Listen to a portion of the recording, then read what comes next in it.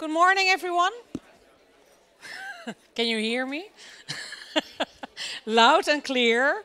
I think we're all inside this room. I hope so. Maybe some people will enter.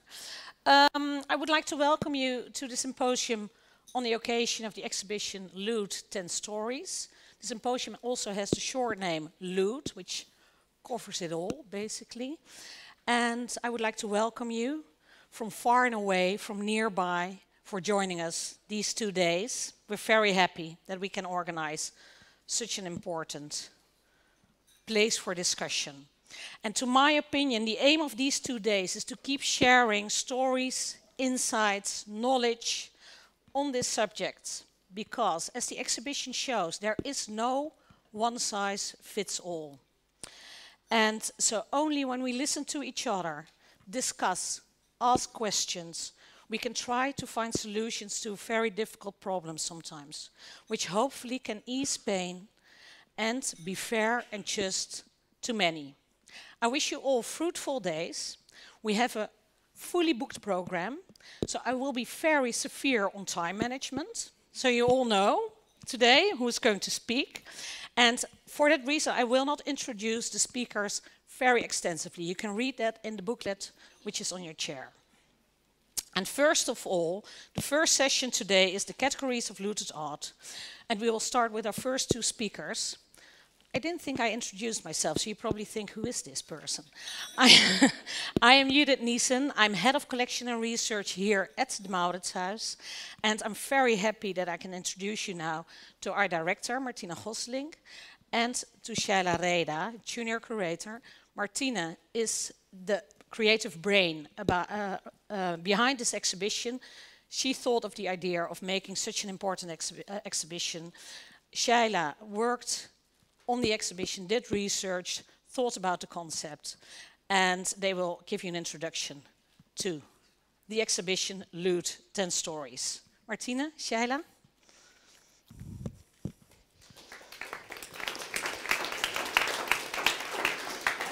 Good morning. Thank you, Judith. And Shaila, please have a seat. Yeah? It's 10 minutes, yes. People, this is Shaila Reda, my partner in crime. Yes, she did a great job. And also a warm welcome from our side. And we're very happy to be here today speaking about this very important topic in Dutch museums and museums worldwide. As you can see here in this slide, the Humboldt Forum is our partner in this exhibition, and I will extensively name them later in one of my slides, but also I'm very happy that our partners from Berlin are present here today. Then the title Loot 10 Stories, it doesn't cover the subject because there is no such thing as loot, as we all know. Some items were stolen, some items were traded, some items were found, and loot is just one thing to cover up. We have the Roman Forum here, the Arch of Titian. On the Arch of Titus, as we call him in Dutch, we see a relief on the inside, over here, on which Romans brought art treasures such as large precious menorahs from the Temple of Jerusalem. The arch was erected in 81 AD in honor of Emperor Vespasian and his son Titus, following their conquest of Jerusalem and the destruction of the Jewish temple in 70 AD. Oh, sorry, that's too fast. Instead of the Romans, I could also have started with loot stories from the Persians, the Huns, and the Vikings. So in general, that's the only thing that they have in common. Loot has always existed. It's an age-old phenomenon. This way? Yes. Why an exhibition about this topic? Firstly, because the Mauritshuis is connected to this subject throughout its whole history. The entire collection was looted by the French in 1795. And in the 19th century, the Mauritshuis displayed the royal cabinet of curiosities. And it had a part of colonial loot as well, like the canon of candy, which we will talk about later on. And thirdly, there's a third category of looted art connected to the Second World War. The museum preserves about 25 paintings from the Netherlands art. Do you know how I can scroll? Because if I do this, then the whole... Oh, you have golden fingers. Only two, okay, yeah, sorry about this. Thirdly, there's the third category of looted art connected to the Second World War. The museum preserves about 25 paintings from the Netherlands art property collection, in Dutch called the NK collectie. And these objects were stolen, seized or purchased during the Nazi regime. And after the Second World War, they were placed under the administration of the Dutch state. So loot forms an important part of the history of the Mauritshuis.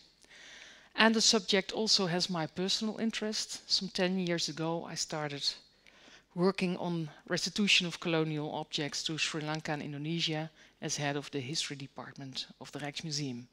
And about 2 years ago, I was part of the committee advising our Ministry of Culture on this subject, headed by a person sitting on the third row here. I'm so happy you're here, Lilian. I'm very, very happy that you're here. So when I started at the Mauritshuis and found out about these episodes of loot and war booty of the museum, a decision to make an exhibition was made easily. Ja, andere kant. Ja, hier hebben we hem dan. As I said before, the Humboldt Forum in Berlin is our partner. And why the Humboldt Forum in Berlin?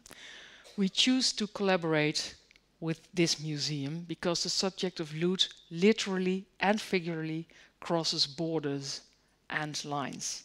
Figuratively, I guess I don't have to explain why the act of looting crosses lines. Then literally, it's an international subject, crossing borders, for instance. The Mauritshuis self-portrait of Rembrandt, a very important portrait by Rembrandt, his last one, ended up in a salt mine in Austria, and with a final destination, Hitler's Führermuseum in Linz.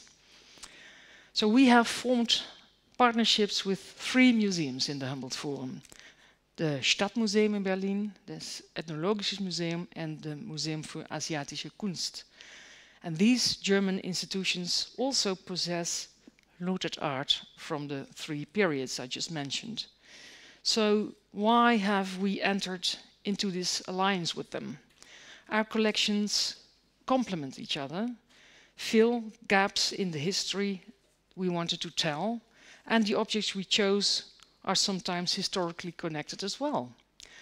And then there is another reason for choosing our partners abroad.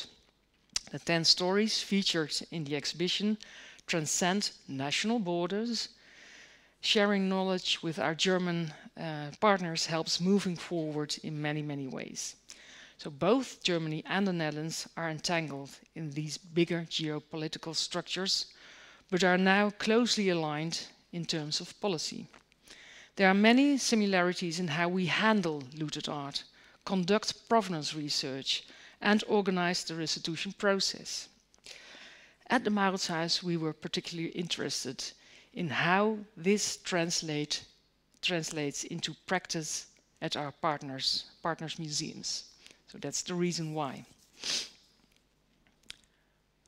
Yeah, in one time, yeah, I did it.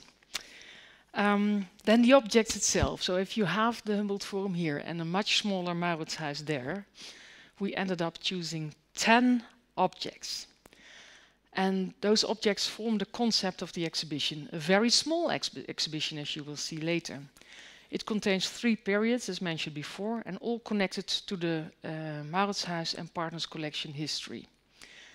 And we decided not to point fingers, like this went wrong in the past, or this museum should have restituted far earlier. We didn't do that.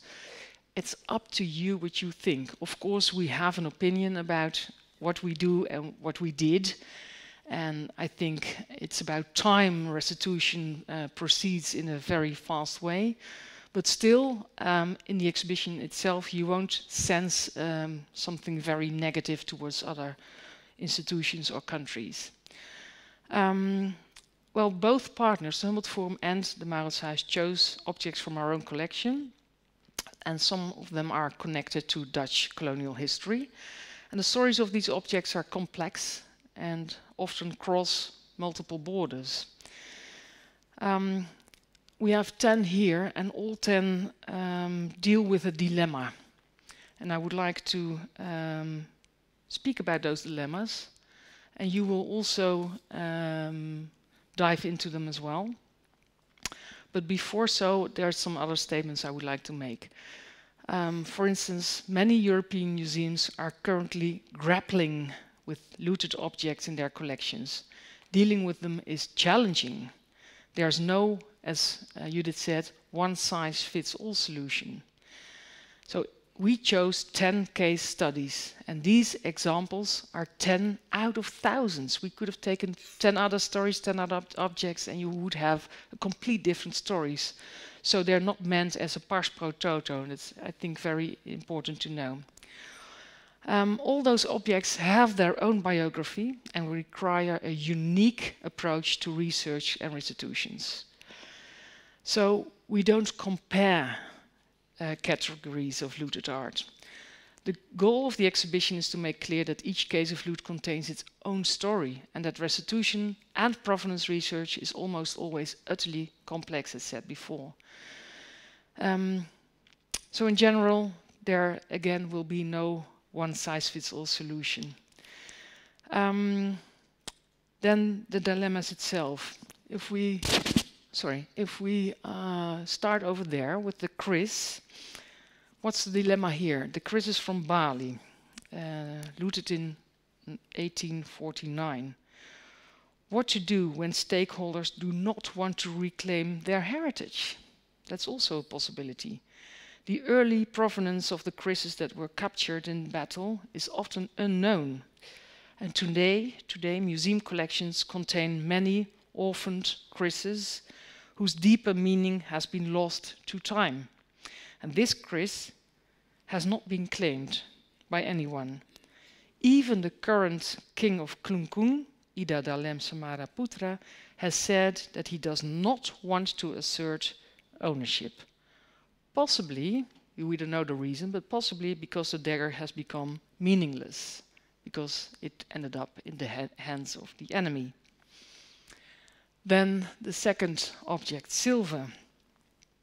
We called it during the process Jewish silver. But there's no such a thing as Jewish silver, because all those items belonged to people of flesh and blood. What do you do as a museum, in this case the Stadtmuseum in Berlin, when you know that objects have been plundered, but have absolutely no way of finding out to whom it belonged and to whom it can be returned? The third dilemma, the canon of candy. On 28th of August of 2023, the Netherlands officially transferred ownership of the canon to Sri Lanka. Hallelujah.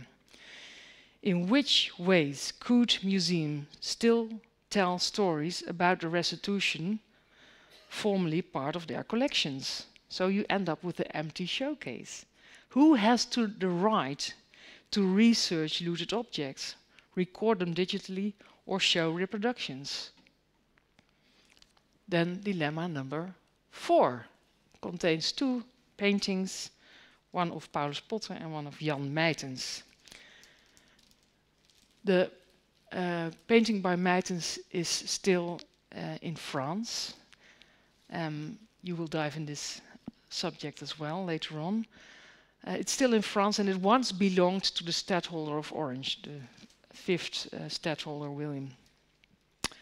Shouldn't all looted art be returned, is the question, as a matter of principle? Or maybe it's not a question of equal treatment. Then the quadriga. I skipped the quadriga because there's no dilemma here.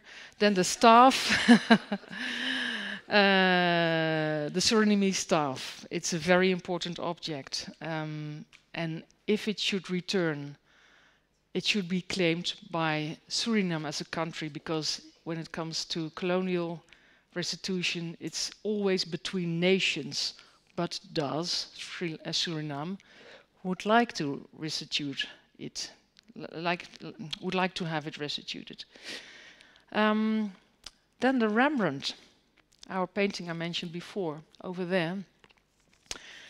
It was sold after the Second World War to the brother and sister Rathenau, and they survived the Second World War. And the question is, they sold it to the Mauritshuis in 1947. Did we pay enough? Did we pay enough? And then Benin, the last one over here. What we see here is a reproduction of plaster. The question is, who holds the right to exhibit and replicate looted objects? Regarding commercially produced reproductions, should there be a retroactive financial compensation? Another dilemma. And we can mention and think about many, many more. But please, Shaila, would you be so kind to hand over and dive into the other sections? Thank you. Does it work? Yeah. When we selected these objects, most of their provenances were already known or had been researched intensively. Some objects have had an iconic status throughout history, which makes them easier to identify in the historical sources. Take, for instance, the head of the quadriga that stood on the Brandenburger Gate in Berlin. We can trace its biography from the moment it was created to the present day. Unfortunately, due to bombings by the Allies in 1945, all that remains of the original four-horse chariot is this horse's head, now part of the collection of the Stadtmuseum in Berlin. There has been a replica on the Brandenburger Gate since 1958. The quadriga has held symbolic significance since its conception. As a reference to the ancient chariots used in warfare and triumphal processions, it embodied the theme of the newly established Brandenburger Gate. Prussian King Frederick William II had commissioned it in 1788 to commemorate his victory over a patriot uprising in the Netherlands. Ironically, the symbol of peace and victory was removed from the gate some 20 years later, after Napoleon and his troops conquered Prussia, appointing the quadriga as a war trophy. Following France's surrender in 1814, the Prussians reclaimed their heritage, and it has had a symbolic significance ever since. Rembrandt's self-portrait was chosen from our own collection. We've always known its World War II history. The Mauritshuis purchased it in 1947 from the original Jewish owners, the Rathenau family, after it had been restituted to them. For the exhibition, we conducted additional research to pinpoint its whereabouts during the war. We wanted to reconstruct the situation in virtual reality as accurately as possible. In this case, the fact that this painting was made by a renowned artist like Rembrandt played a significant role in its faith and the documentation of the object. The Nazis were particularly interested in paintings by Rembrandt. Shortly after the capitulation of the Netherlands, they had already located it in the Rijksmuseum, where it was on loan since 1925. Overall, the transports and movements of this object are well documented. After the war, the recovery of the Rembrandt was even featured in international newspapers. Mr. Rathenau, who had timely fled to the United States, recognized the description of his missing painting and contacted the Dutch government about it. This led to the swift return of the Rembrandt to the Netherlands, its restitution to the former owners, and its subsequent sale to the Mauritshuis. For a long period of time, the historical background of the Canon of Kandy remained unclear. Throughout its history, it was inaccurately documented, misinterpreted, and its Sri Lankan origins were erased. In 1765, the canon was looted by the Dutch East India troops from the royal city of Kandy in Sri Lanka and sent to the Netherlands to be included in the collection of the stadtholder William V. At the turn of the 19th century, this backstory of the canon suddenly changed. During the Napoleonic era, it was falsely linked to Dutch Admiral Michiel de Ruyter and mistaken as Tunisian heritage. In 1825, it was added to the collection of the Royal Cabinet of Rarities, as Martine already mentioned, and this was housed in the Mauritshuis, but it was without any reference to Sri Lanka. Only after its transfer to what would later become the Rijksmuseum, the inscription on the cannon was recognized as Sinhalese. Unfortunately, new doubts emerged when a transcription suggested it was a gift from the Sri Lankans to the Dutch. After thorough new research by an international team of experts, it is now regarded without question as looted art. Its most recent claim has been honored, and the cannon was formally restituted at the end of August this year. And because of this claim, the cannon is itself not physically exhibited in The Hague. Instead, guest curators Jongsma and O'Neill are demonstrating the process of making a digital double. We unfortunately do not have time to discuss all 10 case studies in this presentation, but we do want to take a moment to reflect on the cases we only know little about. Regrettably, it will not be possible to find out the provenance histories of all museum objects. In reality, the vast majority of them do not have an extensive track record, and sometimes they have not been documented at all. In many cases, this unfortunately means that we cannot determine how these objects came to the museums and whether or not they changed hands in an ethical way. In examining the Balinese Chris and the Surinamese staff from the Ethnology Museum in Berlin, our primary source of information was the museum's index cards. And despite the limited information, these cards have proven to be invaluable for gaining insights into the object's provenance. Specifically, they provide details about the collector, indicate time and place of acquisition, and most crucially, inform us about the circumstances of transfer. This last aspect played an essential role in the selection of these objects for the exhibition. Another noteworthy consideration for choosing these objects was the fact that they both originate from Dutch colonies, but were collected by Germans and eventually found their way into a German museum. Their stories transcend multiple borders, adding complexity to their cases and highlighting the need for international cooperation. I have extra information here, but I think we have to skip that. So unfortunately, you already mentioned this case, so I'm going to skip it. Now, circling back to the introduction, our cases aim to show that there is no one-size-fits-all solution for dealing with looted art, and various outcomes are possible. Sometimes the parties involved took matters into their own hands, while at other times, objects were restituted to heirs, nation-states, or even an organization acting on the behalf of a community, in the case of the Jewish silver. Another outcome is that former owners or stakeholders may choose not to reclaim the pieces, allowing them to serve a different purpose in their current location. And in the case of the Mauritshuis, the foundation of its original collection was plundered in 1795 by the French, and 1/3 of it never returned. And I don't know if you want to end with the statement we prepared. Well, the statement is, am I still on? Yes. Yeah. The statement is that we as the Mauritshuis do not desire to reclaim those objects from France. There are still 70 paintings in France.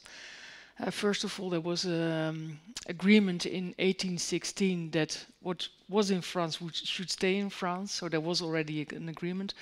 But furthermore, we don't have empty museums in the Netherlands. We have 750 museums in our country. And I think in that way we're very rich. We don't have empty depots.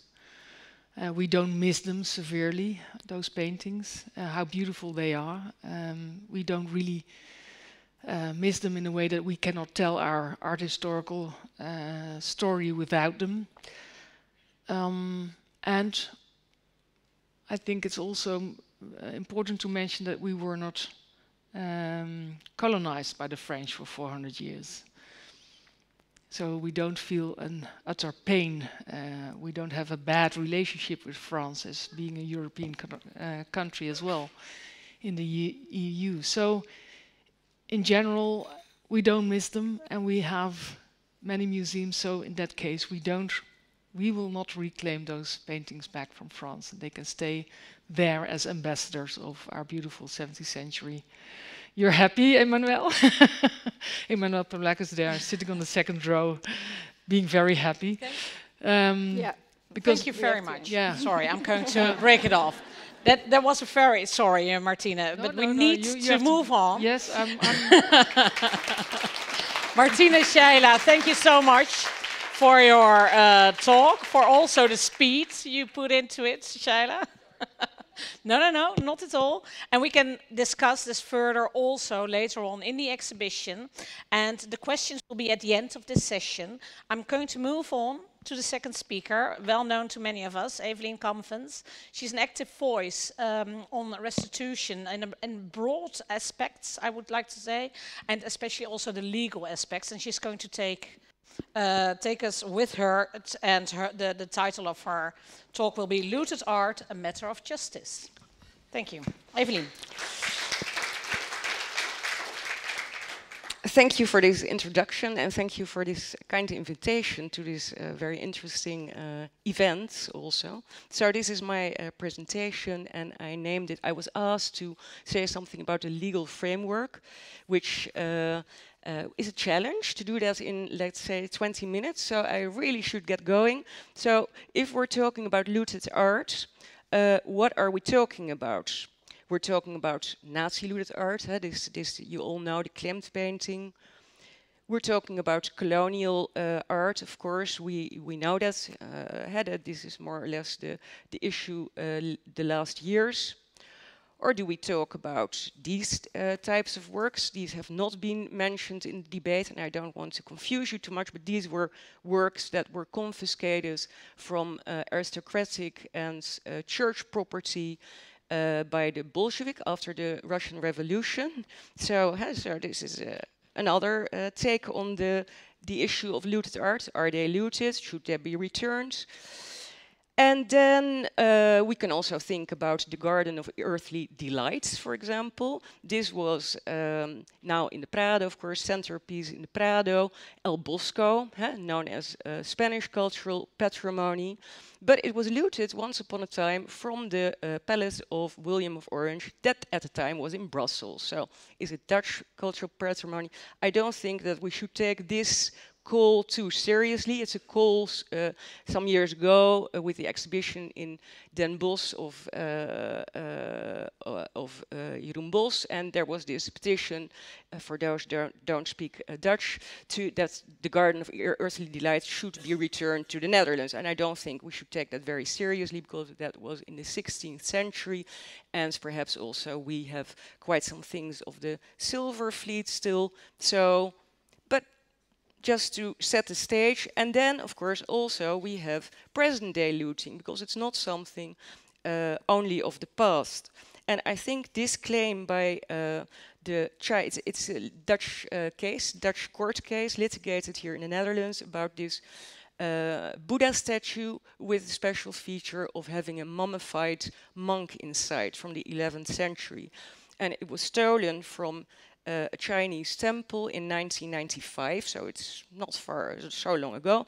And it was bought in 1996 in Hong Kong by a Dutch collector, found in his possession in 2014, and the Chinese villages raised a claim. The court here in the Netherlands looked at it, said, and the collector said, well, I bought it in good faith. I didn't know about that provenance at the time. We didn't look at provenance anyhow. And I think still this is kind of standard practice that, well, it becomes more and more important, but from a focus to the intrinsic value of an art object, is it real? We're now going to the biography, the ownership history, provenance. But the claim was denied because under Dutch ownership law, the collector also said, well, this was 20 years ago. I was in good faith. The Dutch court didn't really know, I think, what to do with this. Under Dutch property law, indeed, claims are denied, they lapse after 20 years, even to such things. So the claim was denied in 2018, and the interesting thing is that what happened then is that the Chinese villagers pursued their claim in China. And there the court, unsurprisingly perhaps, said, no, not Dutch law is applicable here, Chinese law is applicable. And under Chinese law, this is protected heritage. So, and it's inalienable, as you say, so you cannot transfer ownership. And as a consequence, so ownership title could never have passed. Now the latest, and this was confirmed in an appeal by the Chinese higher court in 2021. Yes, and the latest I know, because the collector says that he doesn't have the statue also anymore, and he doesn't want to abide by that ruling.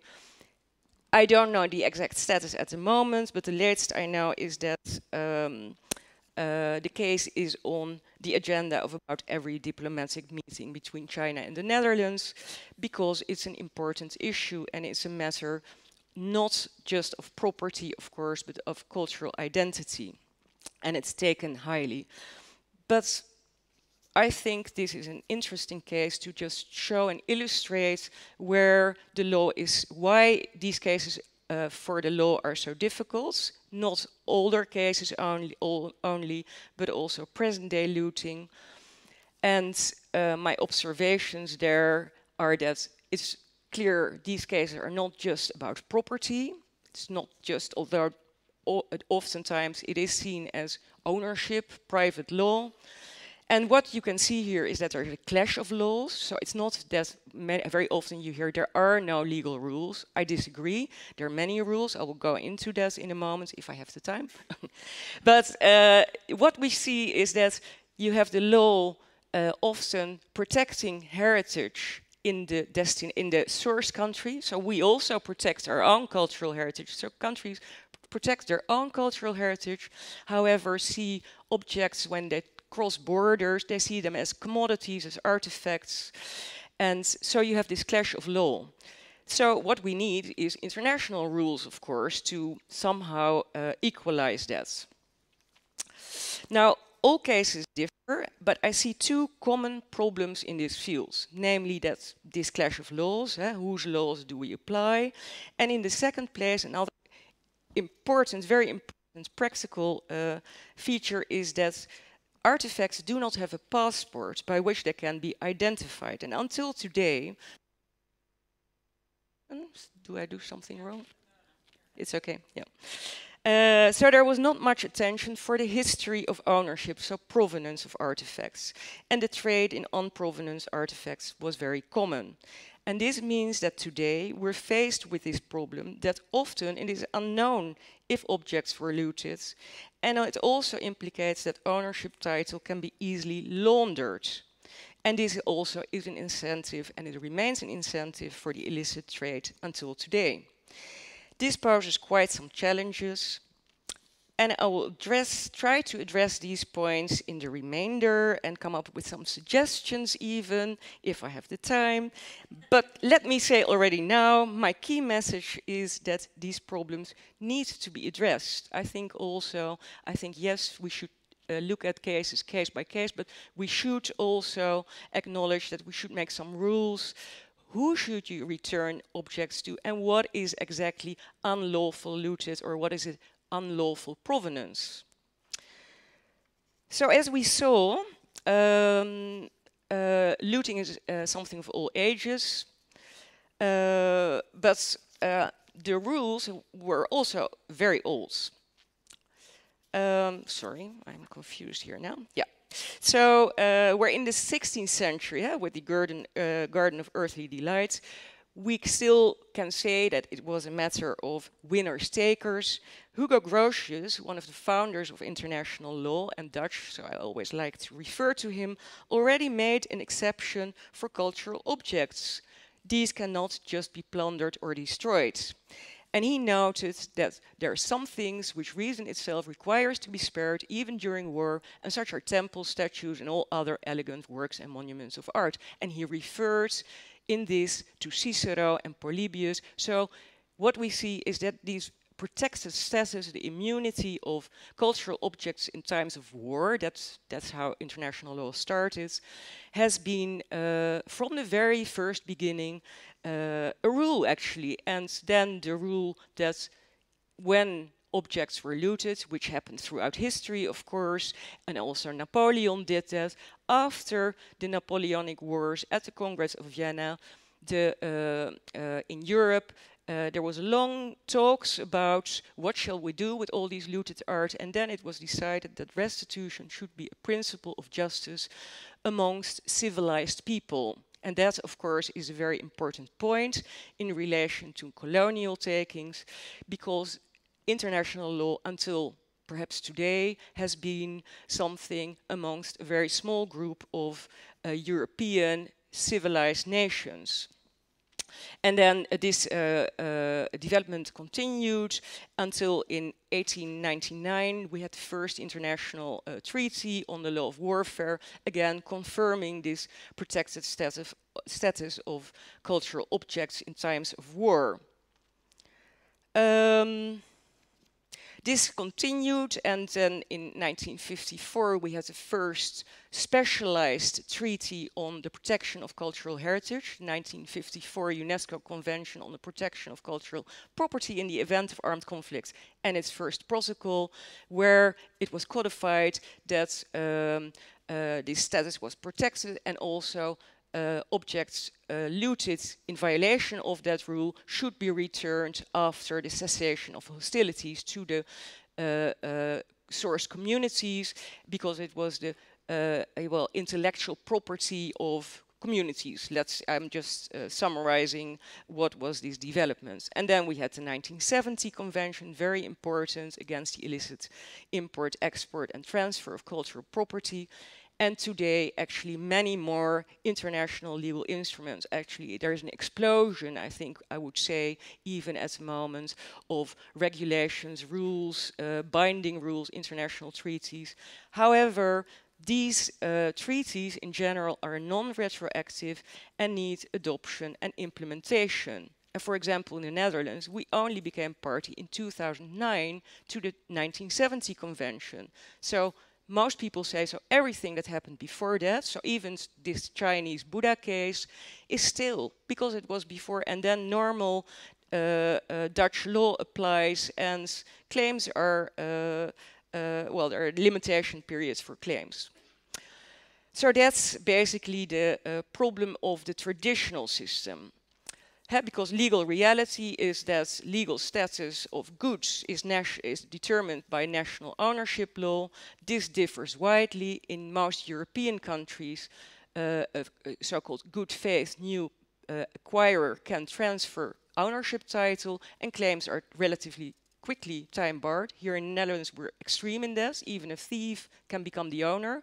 That's unheard of in many other countries. But in the US, for example, is much more favorable, the legal system, because there the adage is that a thief cannot transfer title over stolen goods. So you see also that many Nazi looted art cases are being litigated in the US. Many cases concerning European museum property also. So common problems, I think, to most categories of looted art, actually all perhaps, is this fragmentation of the law, a legal labyrinth, each country having its own rules, and the trade in undocumented artifacts is possible until today, and thus title can be laundered. And this leads to this paradox of lawfully owned looted objects. Now, at the same time, because this traditional model felt unjust, of course, we have seen the rise of the ethical model. Now, for colonial takings, what most people don't know is that already very quickly after the period of decolonization, from 1973 on, over 20 UN General Assembly resolutions were adopted urging for the return of cultural property that is of fundamental spiritual, historical and cultural value. Holding states never lived up to this. But then also we have the ICOM Ethical Code, 1986, and it says museums should be prepared to initiate dialogues for the return of cultural property to a country or people of origin. Moreover, it even says that a museum can never acquire objects without a full provenance, should not even exhibit them. That's far from reality, of course, but it's interesting to see that these rules, these ethical rules, are very old. And then, of course, we have the 1998 Washington Principles for Nazi confiscated art, trying to go very fast. Calling, yes, am I doing well? Yeah. Calling for fair and just solutions, for ownership issues, even though under normal law this is not possible. You cannot bring cases to a court of law because there the judge will say, well, these claims are still. And that should therefore be through mechanisms of alternative dispute resolution. So that's the situation since then for Nazi-looted art. And then you see this being replicated today since 2017. President Macron's very famous speech in Ouagadougou, saying for the first time he broke this taboo of Western holding states. I'm going to make it a policy to return African cultural heritage. It's no longer justifiable, however it happened then, it's no longer justifiable that African youth and people cannot have access to their own cultural heritage. And since then, of course, we all know that, well, many in France, not so much happened perhaps as was expected, but Germany took over this leading role, one could say.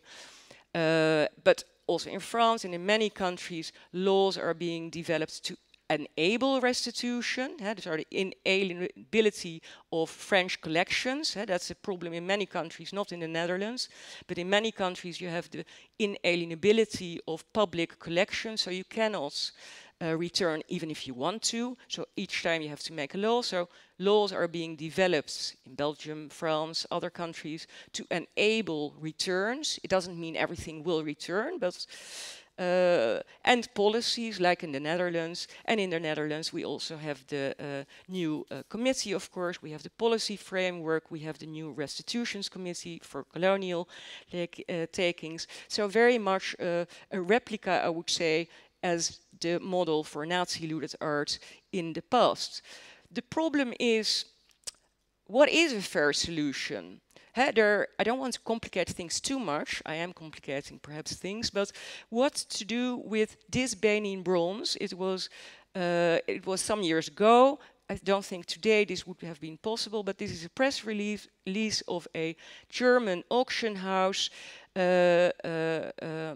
announcing their fair and just solution about this Benin bronze that turned out to be looted because it was there was not a word of that perhaps Nigerian claims, but it was a fair and just solution with the heirs of Rudolf Mosse, a German Jewish collector who bought many Benin bronzes and other African artifacts, probably directly at the auction by the English after the looting of the Benin Palace.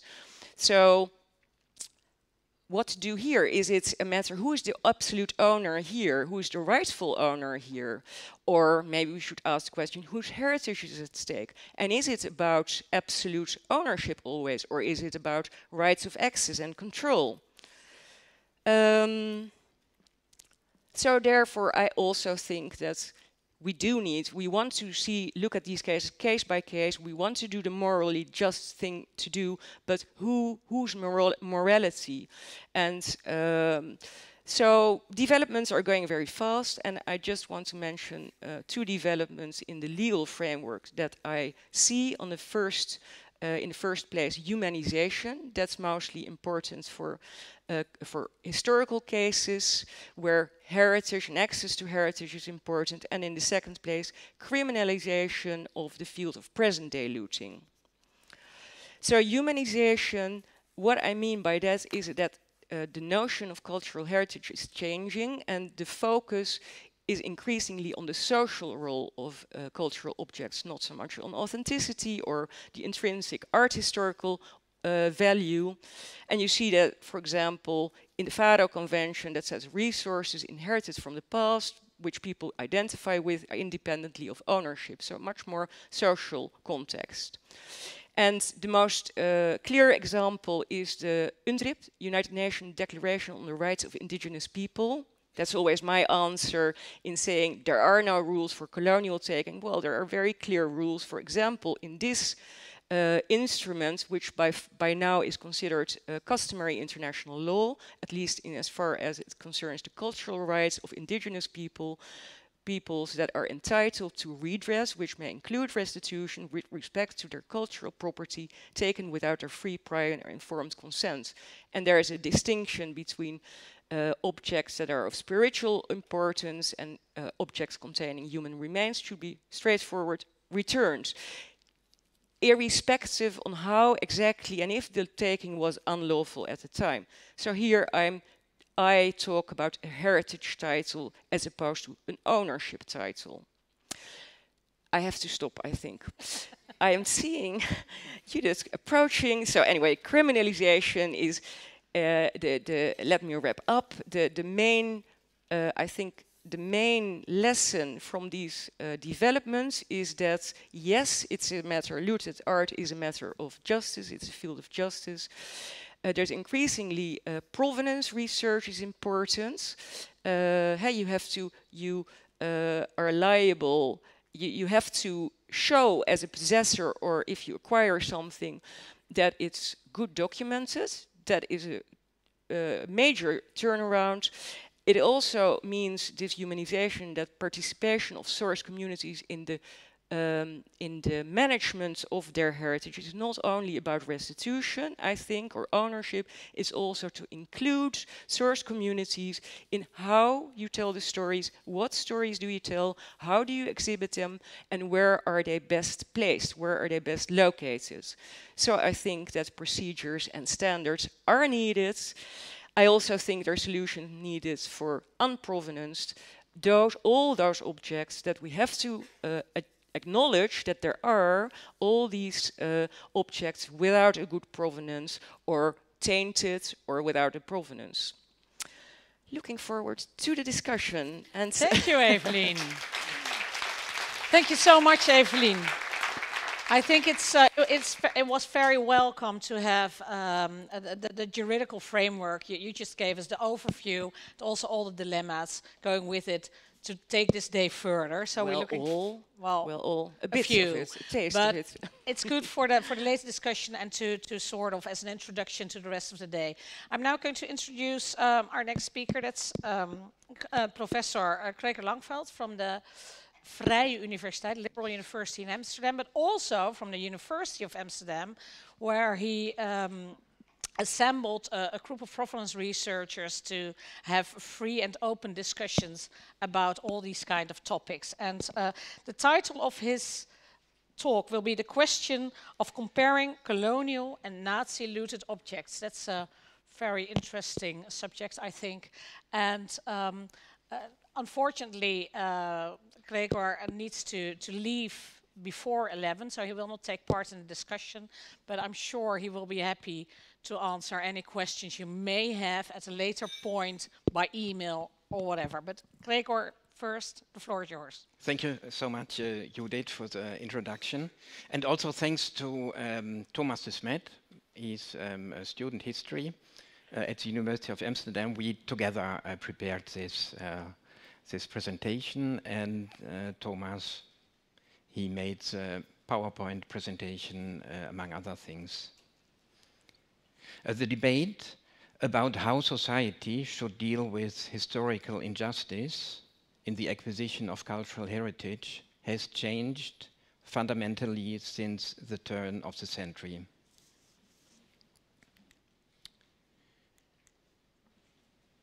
Looted art and restitution are nowadays seriously reconsidered. The international turning point in this development was heralded by the Washington Principles, which were signed by over 40 countries in 1998, with a view to identifying Nazi-looted art and developing a restitution policy. As it became clear that public art collections at the time, and indeed to this day, contain much art that was looted, extorted, or otherwise subtracted from predominantly Jewish citizens. The return of Nazi-looted art has helped put the issue of restitution on the cultural agenda. However, it has yet to be seen whether this critical attitude towards museum collections, which started at the turn of the century, is of a lasting nature.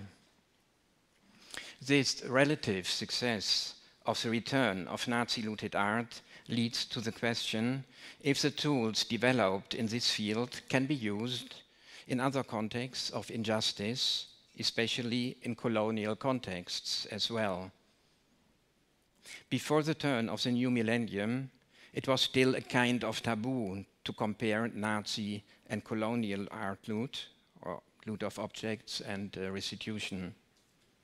In more recent years, however, that tendency has changed, and scholars have started to compare both forms of historical injustice.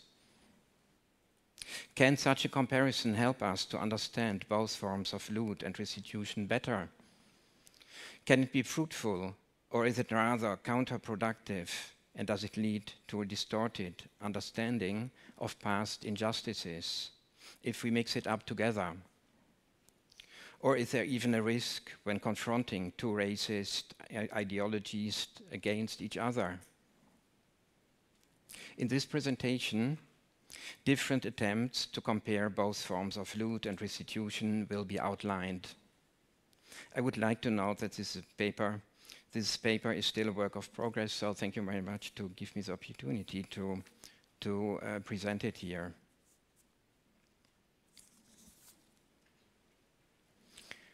In order to understand the recent developments, it's necessary to go back to the so-called Historikerstreit in the 1980s about the comparability of mass crimes. For the political left, the attempt by right-wing intellectuals to relativize the Holocaust by comparing it to Stalinist crimes and drawing attention to the victimization of Germans was part of an effort to downplay the German question of guilt. Jürgen Habermas considered such a revisionism as a dangerous, neoconservative attempt to revive a national identity that bore no responsibility for the genocide.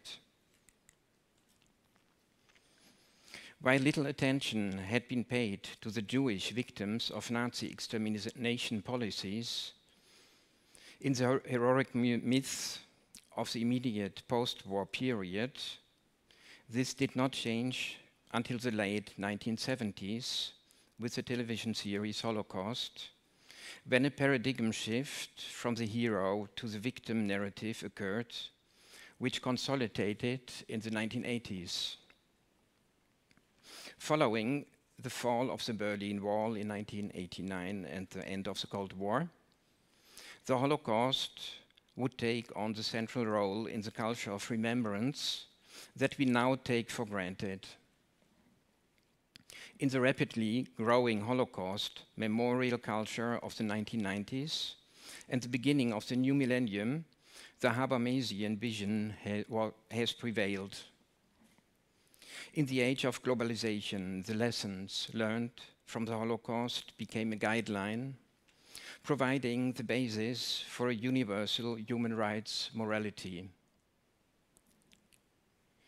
Nevertheless, while the juxtaposition of Nazism and Stalinism is still a hot topic, especially in Eastern Europe, in other parts of the world, colonial violence, slavery, and anti-black racism figure prominently on the agenda of similar discussions about coming to terms with the past.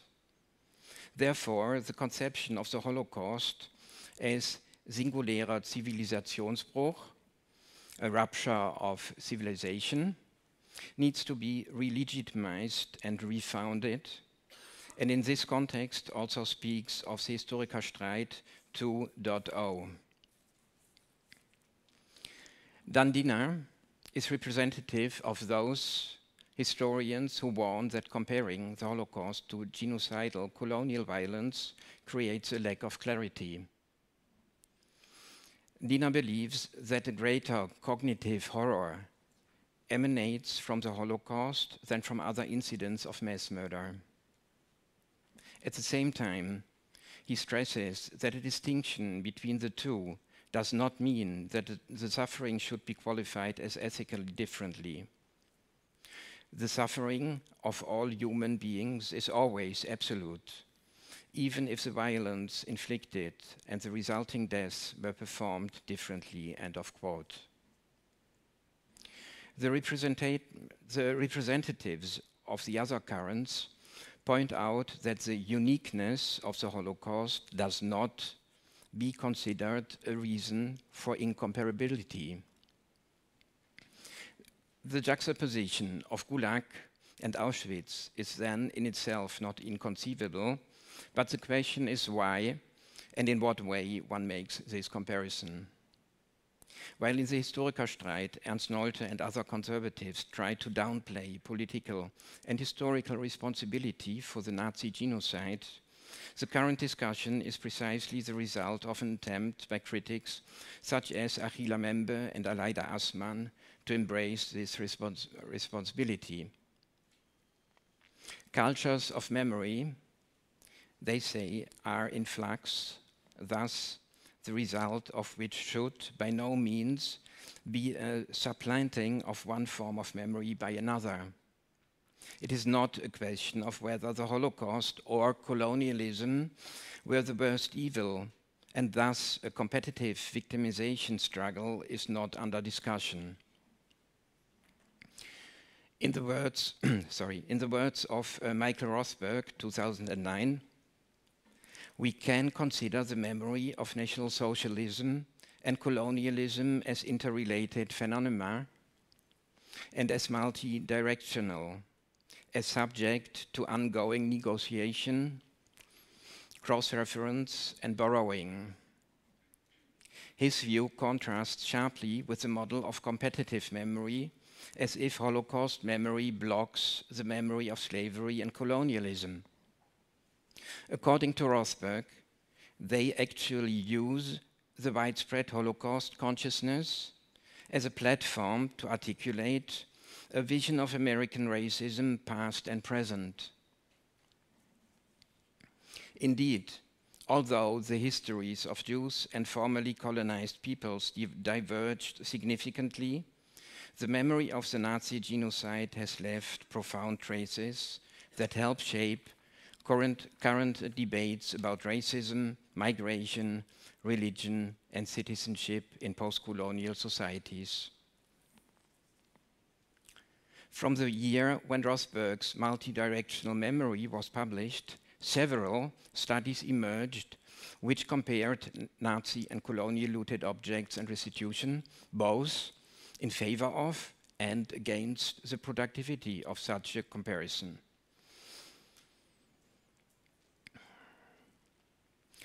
In her dissertation about the return of Nazi spoliated art and human remains from public collections, 2009, Katja Lubina comes to the conclusion that explicit rights to return cultural goods are still essentially limited to situations that can be described as armed conflicts. If armed conflicts are out of the question, countries are reluctant to create or recognize a legal basis for the return of cultural objects. Lubina points further to the differences between the return of Nazi spoliated art and human remains. Nazi looted art is primarily about ways to undo the legal consequences of the passage of time. This is understandable. Current efforts find a good starting point in these rights to restitution from the past, given the far-reaching efforts to return looted art immediately after World War II.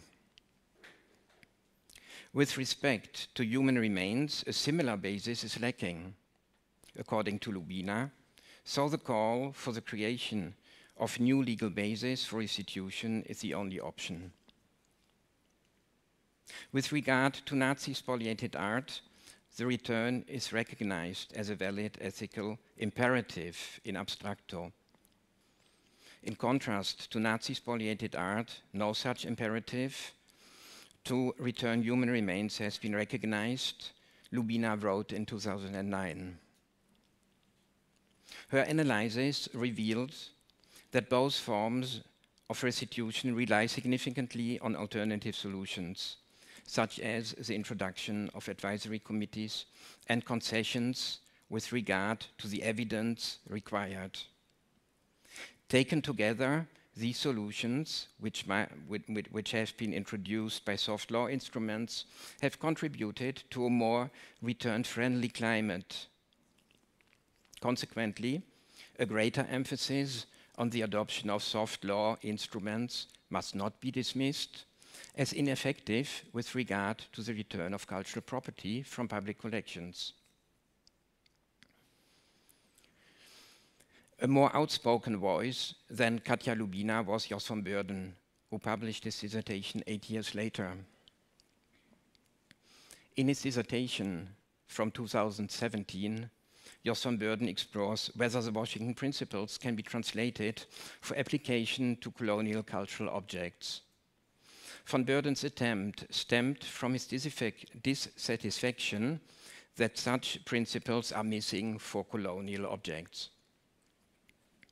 There are similarities between Nazi and colonial looting, such as the involuntary loss of possessions associated with pain, violence, and the dehumanization of entire populations within the framework of racist ideologies.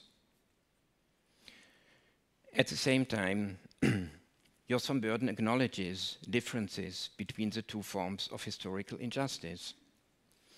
As Nazi looting was part of an internationally recognized genocide that took place in a relatively short period of time and within a single continent, whereas colonialism involves different periods, continents, contexts, and regimes that were not always associated with genocidal acts. Colonialism began hundreds of years ago and continued into the 20th century and was about exploitation, even if it regularly bordered on genocide. Therefore, Jos van Beurden points out two terminological problems when applying the Washington Principles to colonial contexts. He replaces the term confiscation and looting with acquired, if the proviso is added that the objects were involuntarily lost or taken without just compensation. And he replaces pre-war owners with rightful claimants. In his view, rightful should not be taken in a strictly legal sense, but rather in terms of morality and justice. This terminology of Jos van Beurden is broader and less specific than the original Washington Principles. With regard to colonial contexts, the question to whom objects or remains of ancestors should be returned is often more difficult to answer. Usually, they are not returned to individuals but to states, in which the idea of shared heritage may also come more strongly up to the fore. Furthermore, there's considerably more documentation on Nazi-looted objects than on colonial collections, which often have limited provenances, and little is known about the circumstances under which objects disappeared. Despite these differences, Van Beurden is convinced that the Washington Principles and other declarations with principles for dealing with Nazi confiscated art offer the base material for the formulation of non-binding principles for dealing with colonial cultural objects. According to Jos van Beurden, an argument to translate the Washington Principles is to break the impasse in the discussion about colonial objects. That is understandable due to the relative success of the return of Nazi-looted art. Nevertheless, another lawyer, we heard her, Eveline Kampfens, points out that, contrary to what is often stated, soft law instruments do exist already for colonial art. For example, the UN Declaration on the Rights of Indigenous People from 2007. So the question rises whether a kind of Washington Principles version 2.0 for colonial objects is redundant and existing juristic instruments should be implemented which are more focused on colonial contexts. It's not a coincidence that even more recent publications about the different categories of looted objects still deal with them as separate categories, such as Alexander Herman's Restitution from 2021. Yet another comparative study is by Leonora Bielski. Leora Bielski also compares the post-colonial restitution debate with Nazi-looted art. However, the difference with Jos van Beurden is that her comparison is with the earlier Jewish restitution campaign of the 1940s that revolved around the restitution of books, archives, and religious objects. According to Bielski, that comparison is more fruitful than drawing upon the more recent discussions from the late 1990s onwards, because they are adhered to a private property paradigm. The campaign for post-colonial restitution, as epitomized by the Sarah-Savoy report about the restitution of African cultural heritage, advances a collectivist paradigm of restitution and envisions a massive return of African collections, the return of culture, including human remains and religious objects. Yeah, I'm almost in 2 minutes I need. So, yes. So thus resisting the narrow focus on rare works of art. Most importantly, although, I will speed up, although the post-colonial struggle is about objects, its real aim is the rehabilitation and reconstruction of the colonized community by reconnecting it to its lost cultural heritage. It sees restitution as a return of memory and understands it as part of a healing process of dealing with the traumatic colonial past. In the restitution campaign of the 1940s, Jewish organizations argued that the law of cultural restitution should be reimagined in order to serve as a counter-response to genocide and the reconstruction of the victim group. Accordingly, Jewish organizations fought for the collective restitution of libraries, archives, and religious objects to the emerging Jewish centers in the US and Palestine. This early campaign for collective restitution reveals strong affinities with contemporary post-colonial restitution struggles. After the Holocaust, there was a huge number of heirless properties. Only a few diminished and devastated Jewish communities remained in Europe, and international Jewish organizations did not see a future for Jews in Europe. To overcome this difficulty, Jewish jurists set out to modify the law by creating a link between cultural restitution and the crime of genocide. They argued that restitution should not be understood solely through the lens of private property, but rather as a countermeasure to cultural genocide. The early Jewish campaign and post-colonial debates are similar conceptualization of the harm, a similar criticism of the limitations of international law, and similar proposals to reform. Nevertheless, Bielski points out to the differences as well. Part of the post-war Jewish campaign was a need of international law to overcome its statist bias in order to recognize a non-statist, so a stateless group, as a subject of restitution in international law. This legacy is missing in contemporary approaches to post-colonial restitution. Another difference is that Jewish organizations were recognized by the Allies as trustees of heirless Jewish artifacts and were able to promote a redistributive program for Jewish cultural property among various Jewish centers. Jewish cultural objects were understood as a part of a living culture.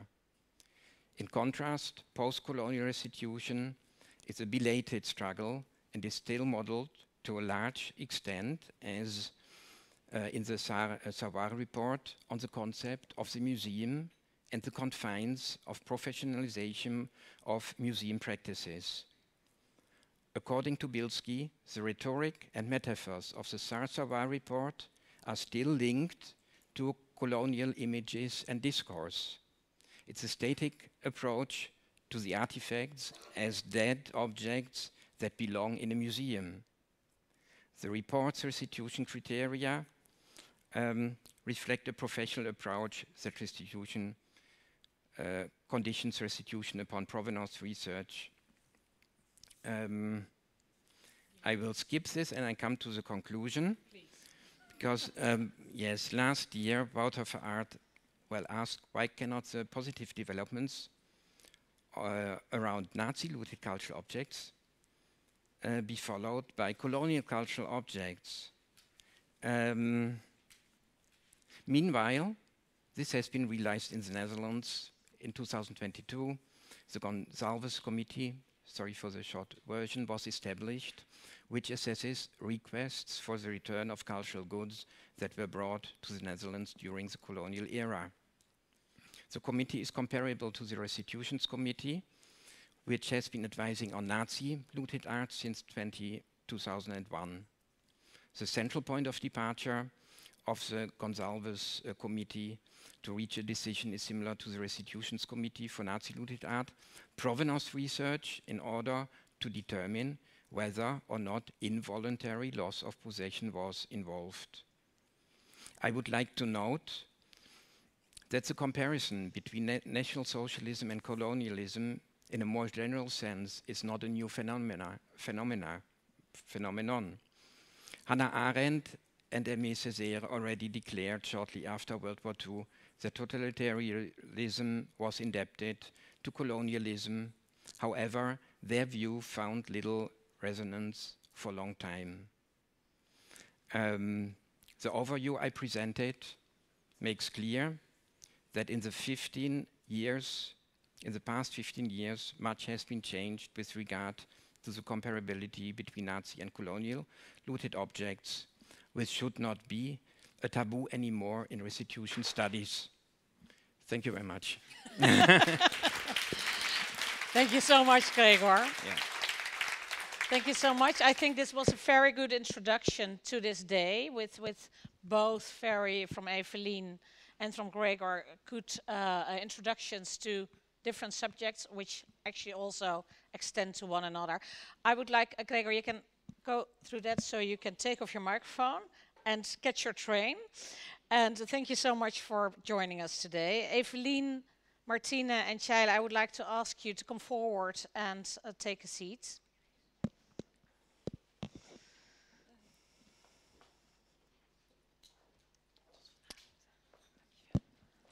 And maybe if there are questions to the topic Gregor mentioned, we can ask Thomas, the student, the talented student, I suppose. Well, maybe you can come forward. You don't have a microphone, but we can use the microphone if there are any questions. Thomas, please join the stage. I'll just walk to that side. Are there any questions from the room already? No? Oh yes, there's one. Please. And please also state your name and maybe a bit of your background. That would be nice, I think, for the crowd. Okay. Thank you so much for your presentations. I'm Lisette van den Berg from the Museumvereniging. Basically, I have a remark and a question. Little bit more maybe to direct it to Evelien Campens and Professor Gregor Langveld. What I feel is that the focus nowadays is targeted a lot on the emotional value of so-called stakeholders or cultural groups if it comes to restitution. And I feel that actually the attention should be directed more towards like confrontating and also recognizing the historical bias that we have in the law. And I was just questioning, how should we deal with this? Is it possible to have that shift in how the narrative is told? Evelien, can you answer this question? Yeah, no, it's a very right comment. I would say it's one can compare the two categories. We cannot compare, but what one sees is that the law, I mean, especially international law, has been extremely biased until today. So, but I always see two aspects to this whole debate. There is the aspect of restoration and recognition and compensation, perhaps, for past injustices. And another aspect is the legal status of an object. So the legal status of an object, I'm not sure. Yeah, so it's mixed up the whole debate, I think, a bit. But anyway, I don't know really what to say, but I think that there are lots of things going on. I just was in a meeting in London with international lawyers also and academics on more general reparation for colonial injustices, of course, and how to decolonize international law. That's a big thing ongoing as well at the same time. And very complicated, I can imagine. It's very complicated because it's always about the matter of compensation. Should you need to compensate? Is it what kind of recognition, what kind of reparations? This is a discussion about reparation for past injustices or for human rights violations in the past. And you can have restitution is one measure, recognition is another measure. There's a whole set of measures that one can take. Thank you. Thank you. Are there any other questions? There's in the back of the room. There's a question. Please wait for the microphone also, so we can hear you loud and clear.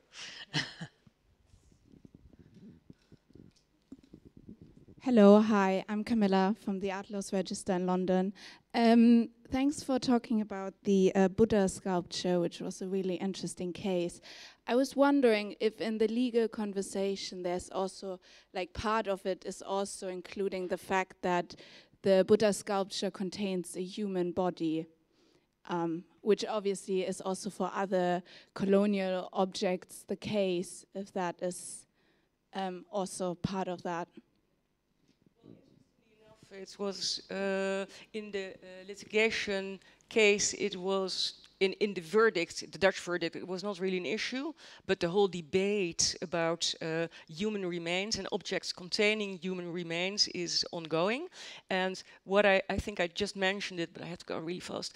In the UNRIP, for example, in this human rights approach, makes, I think it's interesting because it puts the finger on the identity value. You're talking about emotional value, I call it cultural identity value, heritage value. So objects with human remains inside should be straightforward, should be repatriated. There's a clear right for, and that is not the case, such straightforward right with objects, other objects. So there are categories, objects containing cultural human remains, spiritual importance, and other objects. So this categorization, I think, is interesting. Was it known to the Dutch collector judge that there were already remains within it? Yeah, that's how it got recognized also by the Chinese community, I understand, because it was exhibited. Collectors like to exhibit also their objects, of course, in museums. for many reasons.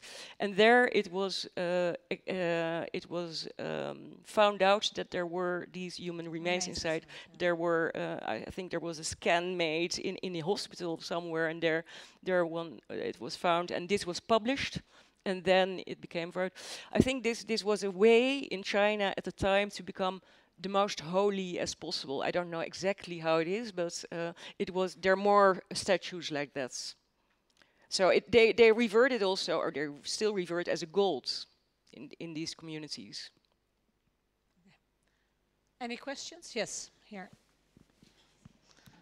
Oh, wow. Oh. Good morning. Thank you for the presentation. My name is Dilip Tambiraja. I'm a board member of the Netherlands Sri Lanka Foundation. The question, I suppose, to Eline is,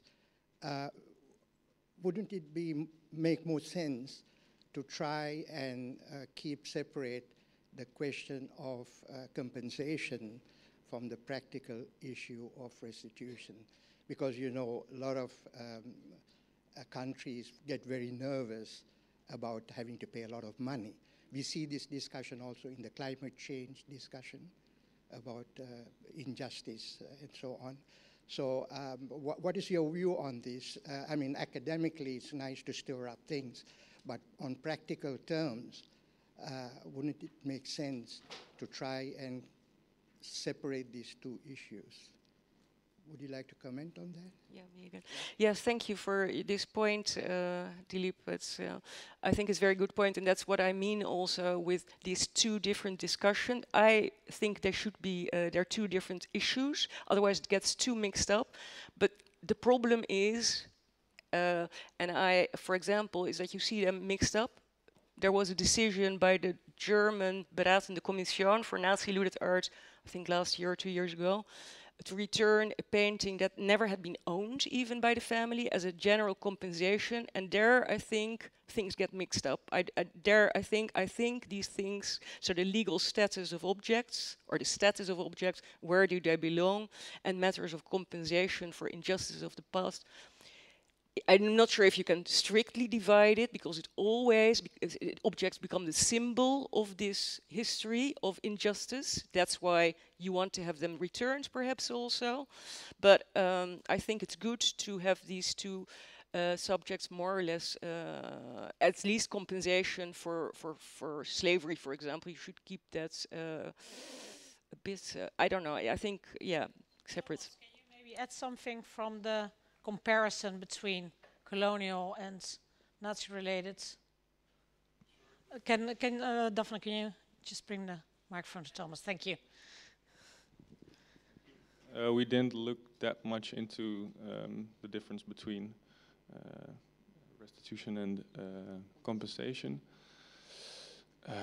Something I can add is that, well, with regard to Lubina, for example, the first scholar we mentioned that discussed the comparison between Nazi-looted art and colonial objects, is that what she also mentions is that she looks into human remains, and in a way, human remains were also seen. She sees it as